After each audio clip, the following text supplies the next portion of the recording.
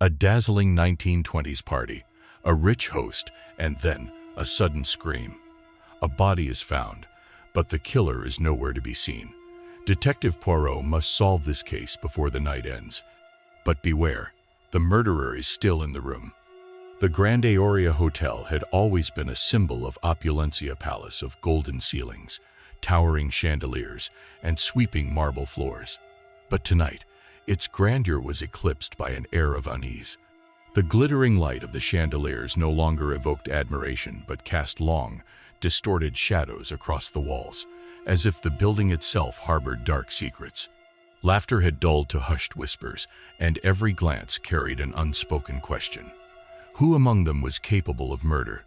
The body of Richard Beaumont lay cold, his life snuffed out amidst the extravagance of the very hotel he had once adored. The guests, dressed in their finest silks and tailored suits, now seemed less like aristocrats and more like suspects. Tension coiled in the air, thick as velvet drapes. Hercule Poirot, meticulous, precise, stepped into the scene with an air of quiet authority. His polished shoes made not a sound on the gleaming floor as his sharp eyes swept across the room. He did not see mere objects. He saw evidence. He did not hear mere words. He heard confessions waiting to be uncovered. Every conversation, every lingering glance, every misplaced object was a thread in the tapestry of deceit. The enigmatic Lila Davenport. Poirot's first encounter of the night was with Lila Davenport, a striking woman seated alone in the dimly lit lounge, her ruby-red gown pooling around her like liquid fire. The flickering candlelight danced across her pale skin, highlighting the tension in her posture. Her fingers idly twisted the fringe of her dress, betraying nerves she tried to conceal. Mademoiselle Davenport. Poirot's voice was soft but firm, a soothing balm against the undercurrent of unease. Your name has surfaced more than once in connection with Monsieur Beaumont. They say you shared a history. Lila's warm brown eyes met Poirot's, a shadow passing over them before she exhaled softly. Richard and I, we were involved once. A long time ago, she admitted, her voice tinged with something between nostalgia and bitterness. He had a way of making a woman feel like the only one in the world, but it never lasted. He moved on as easily as one changes a suit. And so did I. Poirot studied her closely. There was truth in her words, but there was also something she was not saying. And yet, he continued, tilting his head slightly, some say your parting was less than amicable. A wry smile ghosted across Lila's lips, though it didn't reach her eyes. He promised me everything, but in the end, he took more than he gave. Still, I let go of that pain long before tonight, Monsieur Poirot. Her words rang with sincerity, but Poirot had learned that even the most practiced of liars could wear honesty like a veil. He made a mental note. Lila carried secrets, but were they deadly ones? Arthur Blackwood, a calculated rival. Across the room, Arthur Blackwood stood near the bar, swirling a glass of brandy in one hand. He was a man who measured his words as carefully as he measured his investments. His hazel eyes flickered with something unreadable as Poirot approached. Ah, Monsieur Blackwood. Poirot greeted him with polite formality. Your name has also arisen in connection with Monsieur Beaumont. There are whispers of an art deal, one you opposed, perhaps too strongly. Arthur let out a sharp breath, a smirk playing at his lips, but there was no humor in it. Richard had a habit of sticking his nose where it didn't belong. He said coolly. He fancied himself an arbiter of taste, quick to denounce anything that didn't meet his impossibly high standards. And the deal in question? Poirot pressed, watching closely. Arthur's expression darkened, his grip tightening around the glass. A rare piece, a true masterpiece, he said.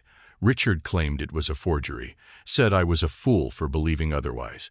He nearly cost me a client, but I proved him wrong. The piece was authentic. So his interference was inconvenient for you.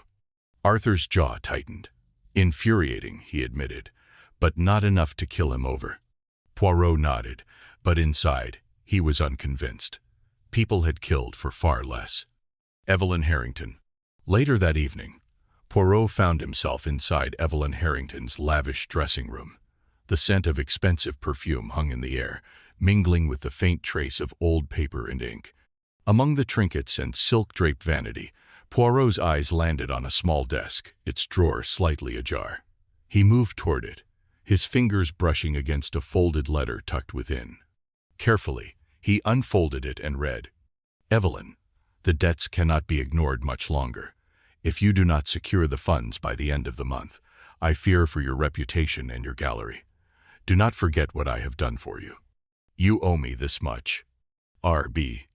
Poirot's lips pressed into a thin line. Financial ruin, a desperate debt, and now a dead man. The letter painted a damning picture. Had Evelyn's desperation driven her to murder? The whispered secrets of Margaret Thompson.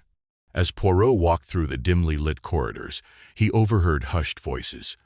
Two maids stood near the grand staircase, whispering urgently.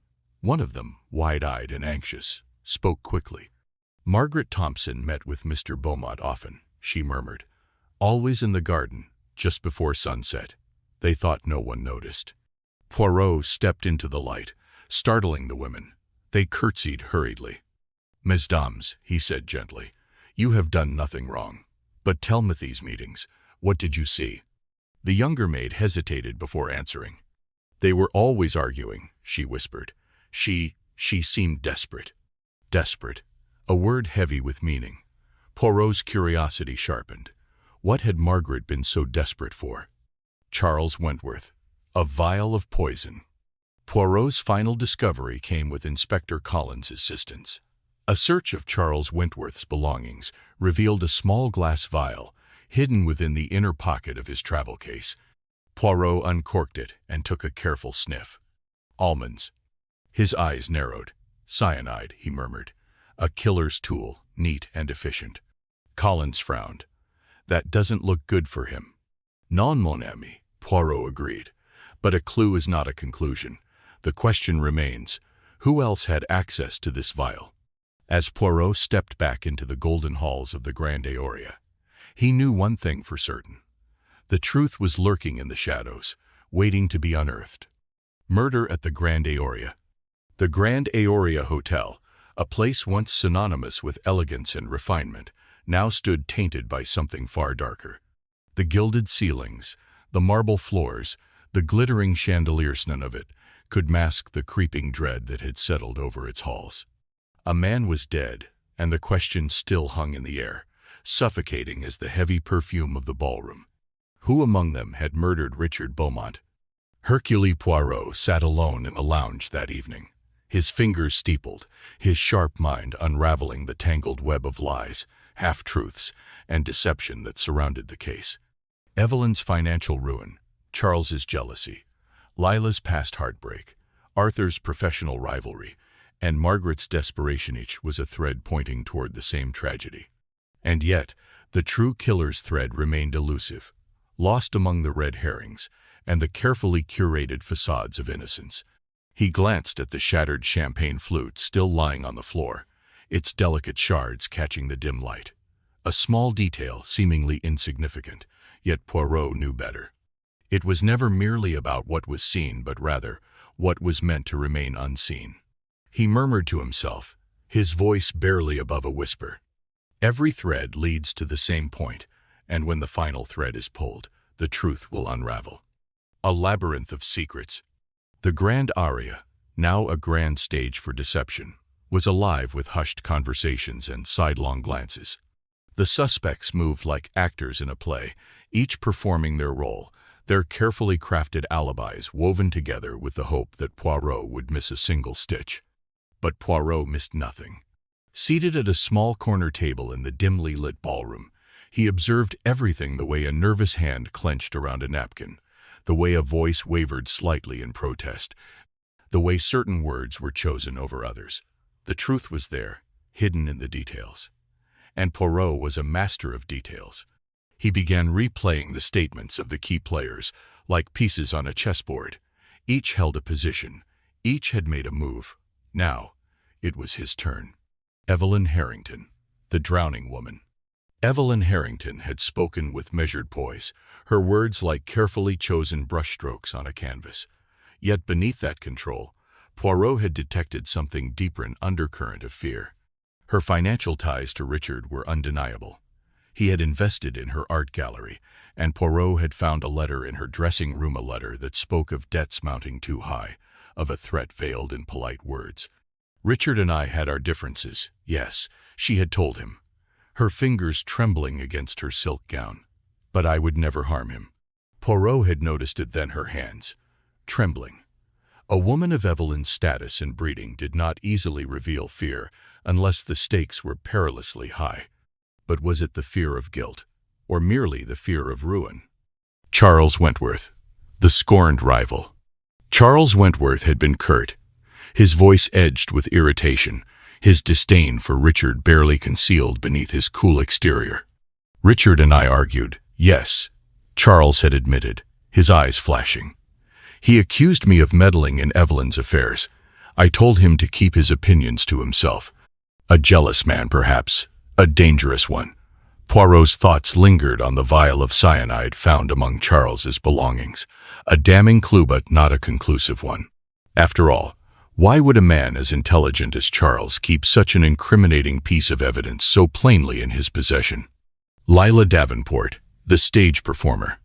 Lila had spoken with an air of grace, but Poirot had caught the flicker in her eyes, the tightening of her hands against the armrest of her chair. A woman accustomed to the stage, yet here, her performance faltered. After my performance, I stepped onto the balcony for air, she had told him, her voice too casual, too careful. But what had she truly seen from the balcony? Poirot had sensed it, then Lila knew something she had not yet revealed. Arthur Blackwood, the overconfident dealer. Arthur Blackwood carried himself with the confidence of a man who believed he was untouchable. Richard thought he knew everything about art. He had scoffed. But his opinions were more about his ego than the truth. His frustration was clear, and his motive was strong. But Poirot had observed something else, a flicker of smug satisfaction beneath his words. A man too confident in his innocence could either be genuinely innocent, or a man who believed he had covered his tracks too well. Margaret Thompson, the desperate woman. Poirot had overheard the whispers of the maids. Margaret met with Mr. Beaumont often. One of them had whispered, always in the garden, just before sunset. They thought no one noticed, but they were always arguing. Arguing, a word that suggested desperation, a word that suggested a secret. What had Margaret wanted so desperately from Richard, and had she been willing to kill for it? The moment of truth approaches. The night deepened, the whispers continued, the weight of secrets grew heavier. Poirot sat motionless, his mind whirring, the pieces clicking into place. The poisoned champagne, the shattered flute, the financial ruin, the heated arguments, the hidden letter, the jealous rival, the overconfident dealer, the desperate woman. It was all there. The truth, waiting just beneath the surface, waiting for him to pull the final thread. And when he did, the entire illusion would collapse. The final curtain is about to fall. The Grand Ioria Hotel, now more theater than sanctuary, was set for its grand conclusion. The actors had played their roles. The pieces were on the board. All that remained was for Poirot to make his final move. And when he did, the murderer would have nowhere left to hide. The Grand Ioria Hotel, a web of lies and murder. The Grand Aria Hotel had long been a sanctuary of luxury and grandeur, where the elite came to sip champagne beneath gilded ceilings and whisper their secrets in marble-lined corridors. But tonight, the whispers carried a different weight of fear, of suspicion, of a dark truth lurking just beyond reach. The air, thick with the lingering notes of expensive perfume and the ghost of laughter that had once filled the grand ballroom, was now sharp with tension. The chandeliers, which once dazzled guests with their crystalline brilliance, seemed now to cast long, accusing shadows. The polished floor no longer reflected elegance, but instead the fractured nerves of those who walked upon it. And at the heart of it all stood Hercule Poirot, his sharp gaze cutting through the layers of deception like a surgeon's scalpel. The murder that shattered the night. Richard Beaumont had always drawn people to him, some by admiration, others by necessity, and a few by pure loathing. He was a man who made promises he never kept, who played with power as though it were a game. Some adored him, some needed him, and some wanted him dead. The ballroom had been alive with music and revelry when the first scream pierced the festivities. The toast had just been raised, glasses clinking, laughter ringing out when Richard's hand trembled.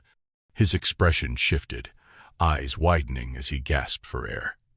The glass of champagne slipped from his grasp and shattered on the floor, its golden contents pooling like liquid gold at his feet. Then, with a final, strangled breath, he collapsed. Panic erupted.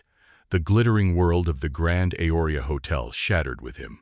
By the time Poirot arrived, the chaos had settled into an eerie silence. The guests stood frozen, some in horror, others in carefully concealed calculation.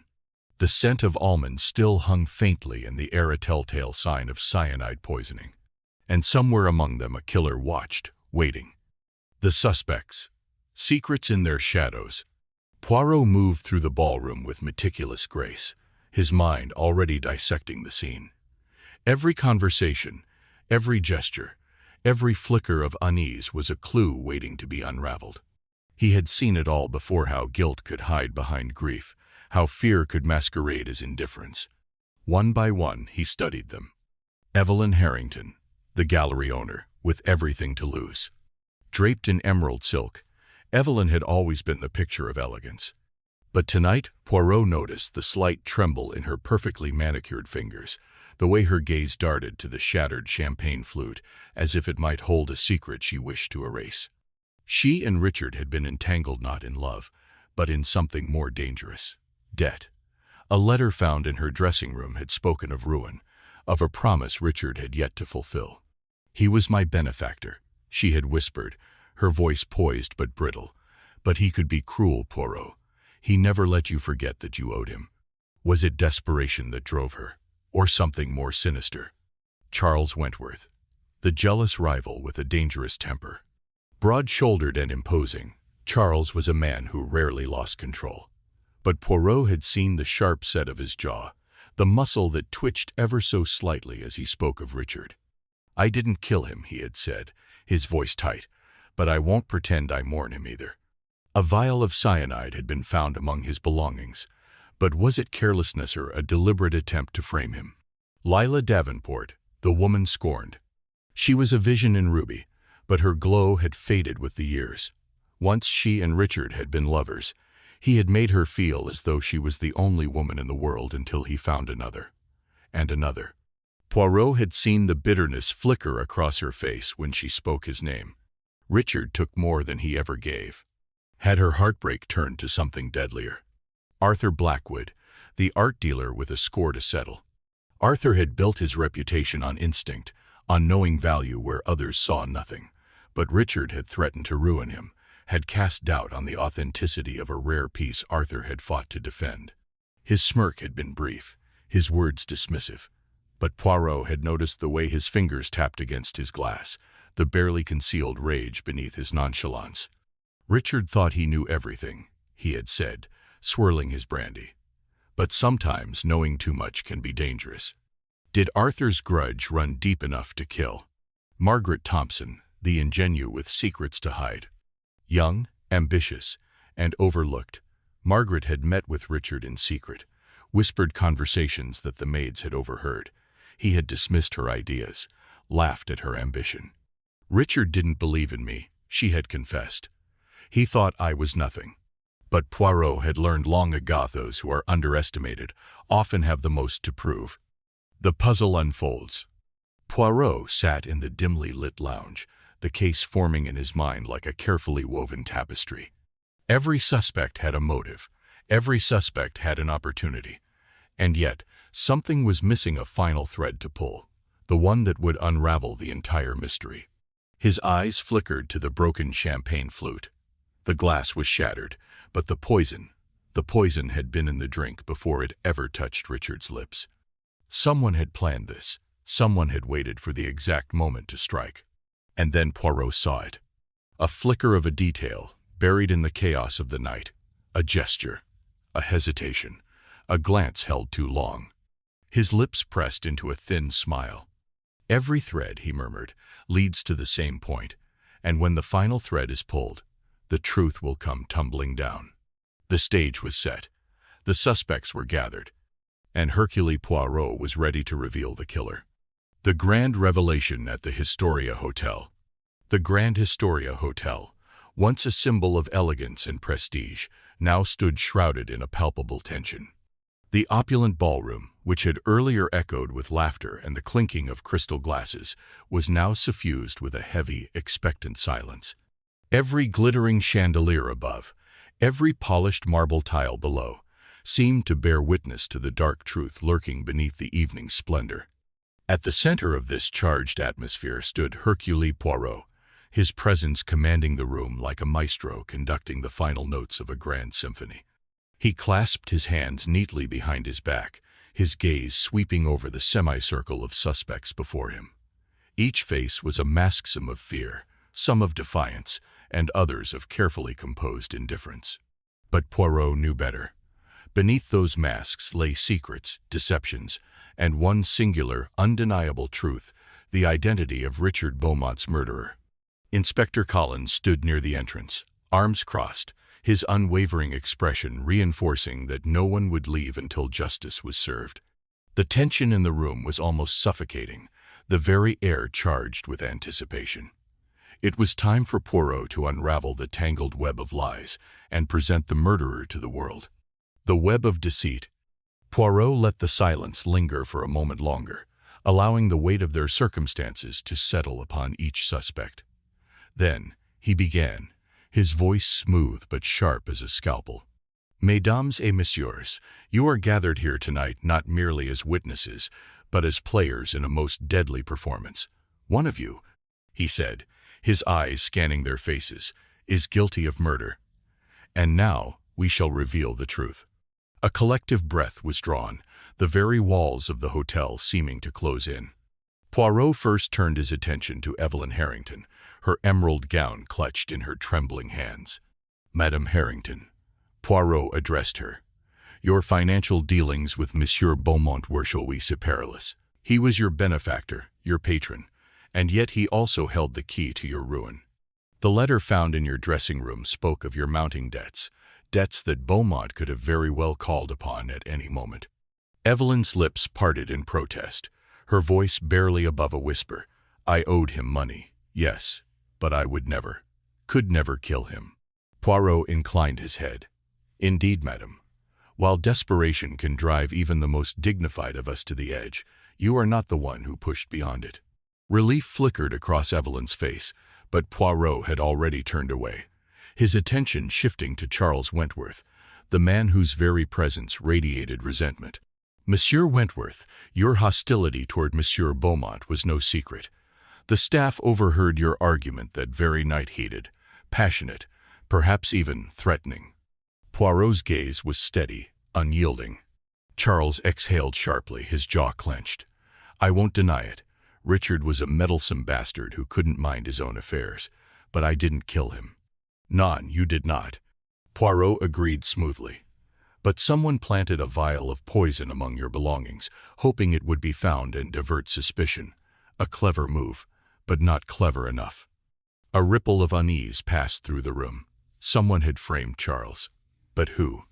Poirot's gaze shifted to Lila Davenport, the enigmatic singer whose sultry performances had once enchanted Richard Beaumont. Mademoiselle Davenport, you have spent years performing for men like Monsieur Beaumont, men who admire, who promise, who discard. Did you resent him enough to poison his glass? Lila's eyes, usually so cool and collected, narrowed slightly.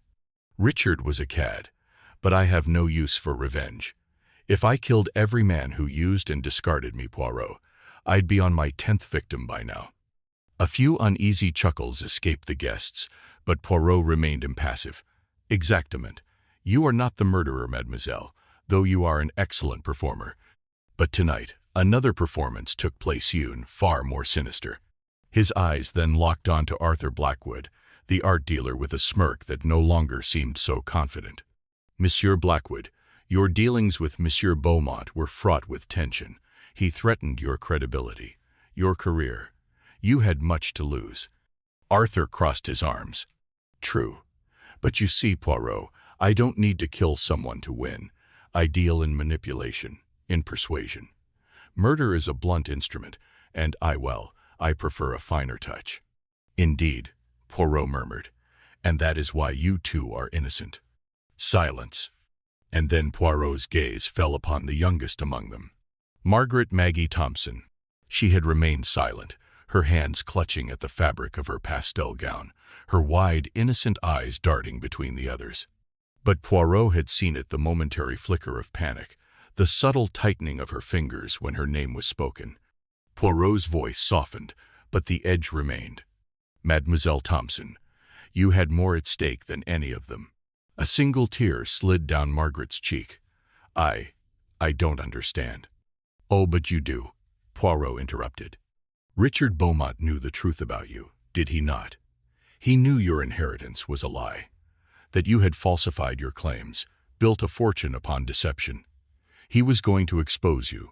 Margaret's breathing grew shallow, her fingers twisting in her lap. I didn't. You did. Poirot pressed, his voice unwavering. And I have proof. The fragment of paper I found in the fireplace, a list of assets, a desperate attempt to destroy the evidence of your fraud. You could not afford for Beaumont to reveal your secrets, and so you did what you thought necessary. Margaret's entire body trembled now, the weight of the revelation crashing over her. The ballroom seemed to shrink, the air thick and suffocating. She let out a choked breath. He was going to ruin me, she whispered, barely audible. He left me no choice. Poirot's gaze softened, but the truth had already unraveled. There is always a choice, mademoiselle. The room was deathly silent. Then, the heavy click of Inspector Collins' boots echoed across the marble floor as he stepped forward, handcuffs glinting under the chandelier's glow. Margaret did not resist. She knew the game was over. As she was led away, the Grand Historia Hotel seemed to exhale, as if relieved that the shadow of murder had finally been lifted.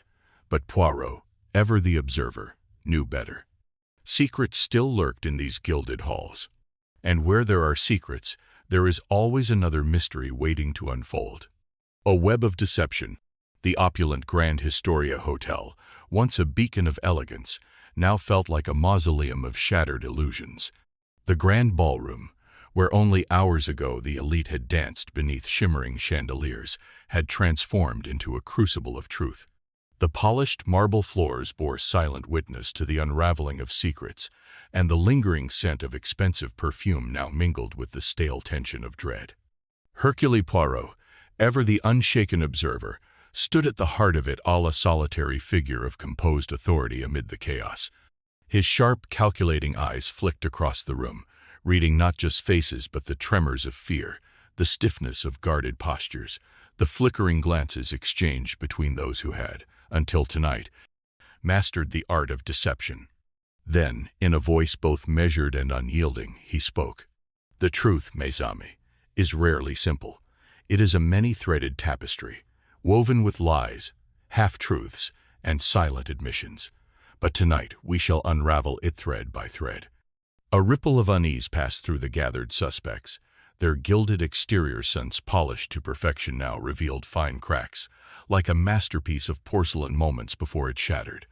The confrontation. Poirot's gaze settled first upon Evelyn Harrington, the once poised art curator, whose hands were now clenched into fists against the folds of her emerald silk gown. Madame Harrington, Poirot began, his tone as sharp as a blade. You stood to lose everything. Richard Beaumont was not merely your benefactor, was your puppeteer. The letter found in your dressing room exposed the truth. You were drowning in debt, and he was ready to cut the strings.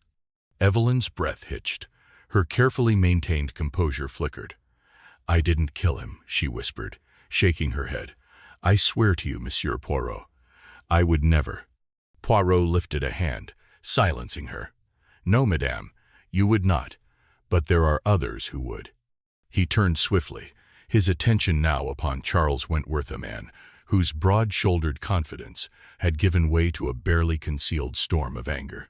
Monsieur Wentworth, your argument with Beaumont was not as private as you had hoped. You resented his interference with Madame Harrington. Staff overheard your threats. You accused him of destroying your future. And then, conveniently, a vial of poison was found among your belongings. Charles stiffened, his jaw tightening. That was planted, he snapped, his voice edged with fury. Poirot nodded approvingly. Exactament. A clever misdirection. You were angry, yes, but not the killer. No someone else ensured suspicion would fall upon you. A small, nervous gasp drew his attention next. Lila Davenport, the jazz singer whose melodic voice had charmed countless patrons, now sat rigid, her fingers tapping an anxious rhythm against the armrest of her chair. Madame Davenport, Poirot said, his tone now almost gentle. You too had every reason to hate Richard Beaumont. He charmed you, used you, discarded you, and yet when I spoke with you, there was no rage, only regret. You are innocent, but you were meant to serve as another distraction. Lila exhaled shakily, her shoulders slumping.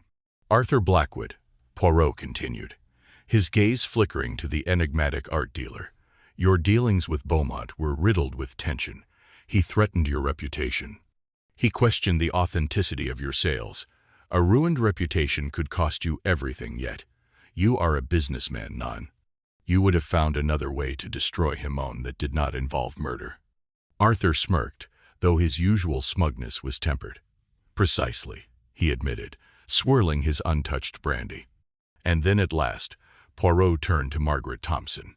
The youngest among them, the most seemingly harmless, a girl of wide-eyed charm and careful smiles. But now she was rigid. Her hands gripped the fabric of her pastel gown so tightly that the silk crumpled beneath her trembling fingers.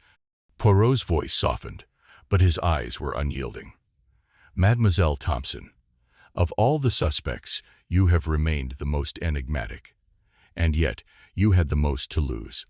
Margaret's lips parted, but no words came. Poirot pressed forward. Richard Beaumont knew your secret. He knew that your inheritance, the fortune that secured your place among society, was built on a lie. He had the proof, and he was going to expose you. Margaret's breath hitched. A flicker of panic, a telltale tremor. You met with him that night, Poirot continued, stepping forward, pleading perhaps. But he was a ruthless man, was he not? He would not have been swayed by your desperation. And so, you ensured his silence. The room seemed to shrink. The chandeliers above gleamed like unblinking eyes. Margaret exhaled sharply, shaking her head. You have no proof, she whispered. Poirot's voice, steady as ever, cut through the tension like a blade. But I do. The room held its breath. A list of assets, burned, but not entirely destroyed, found in the fireplace of your suite. A steward who witnessed your secret meetings with Richard, who overheard your desperate words. A poisoned champagne glass slipped seamlessly into his hand during the toast. The perfect crime hidden beneath the mask of a masquerade ball. Margaret shot to her feet, her eyes wild. He was going to ruin me, she screamed. Everything I worked for, everything I built, was going to take it all away. Silence. Then the sharp snap of handcuffs. Inspector Collins, his expression unreadable, stepped forward, gripping Margaret's arm with firm resolve. Margaret Thompson, you are under arrest for the murder of Richard Beaumont. Her body went limp. She did not resist. Only whispered, I had no choice. And then she was led away. Epilogue. The curtain falls. The ballroom, once a realm of gilded glamour, now bore only the weight of lingering ghosts. The remaining guests, once the untouchable elite, stood in the shadows of their own reflections. Evelyn stared at the champagne in her glass, the bubbles rising like ghosts from the past. Charles leaned against the window, his broad shoulders hunched in contemplation. Lila sipped her drink in silence, her once vibrant spirit now dulled by the night's revelations. Arthur swirled his brandy, his smirk returning, but fainter than before. Poirot stood among them, ever the observer. The thin line between glamour and greed, mes amis, he murmured, is but a step, and tonight we have seen how easily one can fall. The next morning, as New York awakened, Poirot stood on the station platform, his suitcase beside him. The city bustled around him, newspapers rustling, voices calling, a world ever moving. Inspector Collins approached. "Thank you, Monsieur Poirot. I don't think we would have solved this without you." Poirot smiled, adjusting his coat. "Inspector, you give me too much credit. The truth, after all, is always there waiting to be seen." And with that, he stepped onto the train departing, as he always did, toward the next mystery. A city of secrets. A train to tomorrow. The station was alive with the familiar sounds of departure, the hiss of steam, the echo of hurried footsteps against polished tile, the sharp whistle of the conductor cutting through the morning chill. New York's skyline loomed in the distance, its towering structures standing like silent witnesses to the events that had unfolded within their shadows. Hercule Poirot stood at the platform's edge, his pristine gray suit untouched by the chaos around him. His small, methodical hands rested lightly on the handle of his leather suitcase. He observed the bustling crowd, his sharp eyes absorbing the world as only he could, seeing not just what was visible, but what lay beneath. Behind him, Inspector James Collins approached, his coat collar turned up against the morning breeze. "You know, Poirot," Collins said with a small chuckle, "I'd like to think we made a good team." Poirot's mustache twitched with amusement. "Ah, mon ami, you flatter yourself. You did well, but let us not forget the truth. It was always there, waiting to be seen. One only needed to observe." Collins chuckled again, shaking his head. "Perhaps. But still I hope our paths cross again one day." Poirot inclined his head, his lips curling into a rare, knowing smile. "Perhaps, though I hope your future cases are less tragic." The conductor's whistle pierced the air once more, signaling the train's imminent departure. Poirot tipped his hat to Collins, then ascended the steps of the train car with his usual deliberate grace. At the doorway, he paused for a final glance at the city that had been both stage and spectator to the unraveling of a deadly mystery. The case was closed. Justice had been served. And yet, the ripples of that night would linger long after the ballroom lights had dimmed. A city forever changed. Far from the station, on the uppermost floor of the Grand Historia, Evelyn Harrington stood on the balcony of her suite. The morning sun bathed the city in a golden glow, but to her, it felt almost mocking, too bright, too indifferent to the secrets it had witnessed. She clutched a delicate porcelain teacup, though she had long since forgotten to drink from it. Instead, she watched the streets below, horses pulling carriages, newspaper boys shouting the morning's headlines, wealthy patrons exiting their cars, outside glittering cafes. Life moved on, unyielding. But Evelyn couldn't. The events of the previous night replayed in her mind like a haunting melody. The accusations, the unraveling of carefully woven lies, the truth laid bare, raw and undeniable. She had not been guilty of murder. But that did not mean her own hands were clean. Her secrets, though not deadly, felt heavier now, as if the unmasking of one deception had drawn her own closer to the surface. She thought of Margaret Thompson, the girl who had reached so desperately for a life just beyond her grasp, a girl who had been willing to kill to keep from losing it. She thought of Richard Beaumont, the man whose power had made him untouchable until it didn't, until he was dead, his secrets buried with him in the cold marble halls of the Grand Historia. Evelyn set down her cup with trembling fingers. She exhaled slowly, her voice barely above a whisper. The higher the pedestal, the harder the fall. Echoes of the past. Elsewhere in the city, others, too, were haunted by the shadows of that night. Arthur Blackwood sat in a quiet cafe, a brandy untouched at his side, a leather-bound journal open before him. His pen moved in slow, deliberate strokes, documenting details, sketching the faces of those he had once considered business rivals, allies, or even friends. But now, after that night, they were merely players in a game where truth had been the ultimate victor. Across town, Lila Davenport stepped onto the stage of a dimly lit jazz club. The crowd murmured with anticipation, glasses clinking as the pianist began to play. Lila took a breath, steadying herself, and then she sang.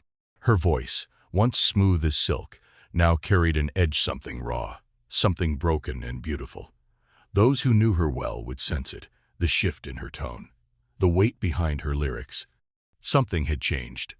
And in an office overlooking the skyline, Charles Wentworth poured himself a drink, staring out at the city he had spent his life trying to conquer. The industrialist's usual confidence had dimmed just slightly. The murder had been solved, yes, but the night had left him with unanswered questions. What separated him from the likes of Richard Beaumont? What stopped a man from becoming a monster? He did not have an answer, not yet. The train departs. The Grand Historia remained untouched by the events of the night. Its chandeliers still gleamed, its marble floors still shone, and yet for those who had been there, the Grand Ballroom had become something else. A place of revelation. A place where the thin veneer of wealth and glamour had been stripped away, revealing the fragility and the darkness beneath.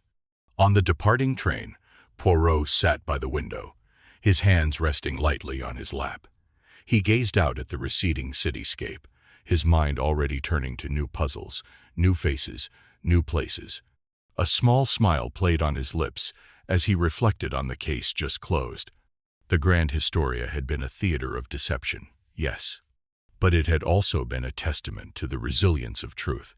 Ah, Poirot murmured to himself, watching the city fade into the distance.